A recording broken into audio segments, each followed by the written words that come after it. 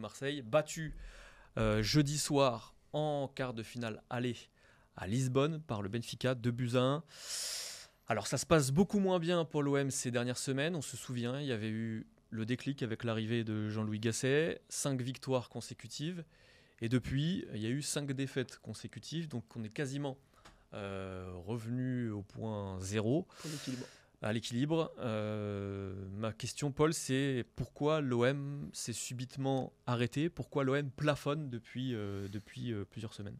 Parce que déjà, c'est peut-être passé avec Jean-Louis Gasset, ce qui ne s'est jamais réellement passé avec Gennaro Gattuso, à savoir un réel sursaut. Quand Gattuso est arrivé, on avait eu ce match contre l'AS Monaco, on avait vu des choses, on s'était dit « peut-être que le tempérament de Gattuso va réveiller quelque chose ». Et en fait, non. Il a fallu un monsieur quand même très calme, très serein, qui avec jamais un mot plus haut que l'autre, qui est très tranquille, en conférence de presse en tout cas, et qui en fait a réussi à redonner de l'énergie à ses joueurs et leur donner vraiment un shot vraiment d'énergie qui était extraordinaire il y a quelques semaines. Et puis là ça retombe, et en même temps c'est normal parce que c'est la définition d'un sursaut. En fait, derrière il y a un coup de mou, clairement, et ce coup de mou il se trouve aussi avec la longue liste des blessés, même si ces blessés, tu as quelques mots à dire sur eux, j'imagine, Jap. Oui. Pour moi, ça ne doit pas être une excuse.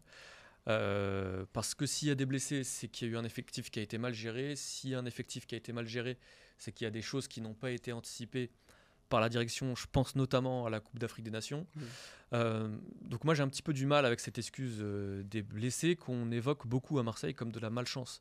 Pour moi, ça n'a rien à voir avec la malchance. Ça peut avoir un rapport avec une préparation de pré-saison qui a été ratée. A priori, elle l'a été sous Marcelino. Et comme je l'ai dit, avec le manque d'anticipation de certains événements et de certaines périodes. Maintenant, sur les difficultés rencontrées par l'OM, j'ai presque envie de dire que ce n'est pas une surprise, parce que tu l'as dit, il y a eu ce déclic psychologique, et je pense effectivement que personne d'autre que Gasset n'aurait été capable d'avoir en tout cas d'inculquer, d'imprimer ce déclic-là. Mais lui-même l'a dit très tôt finalement en conférence de presse, il fallait trouver d'autres leviers pour poursuivre, notamment sur le plan tactique, etc.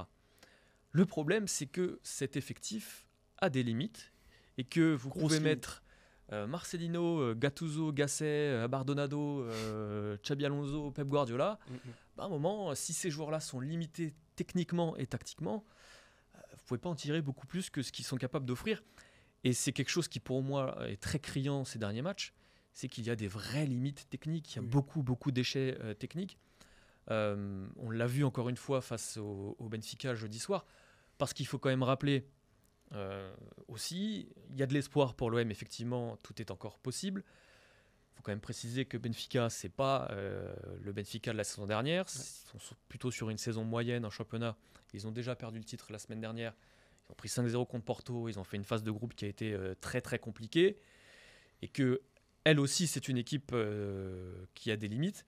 Et finalement, Marseille a créé très peu de danger contre cette équipe-là.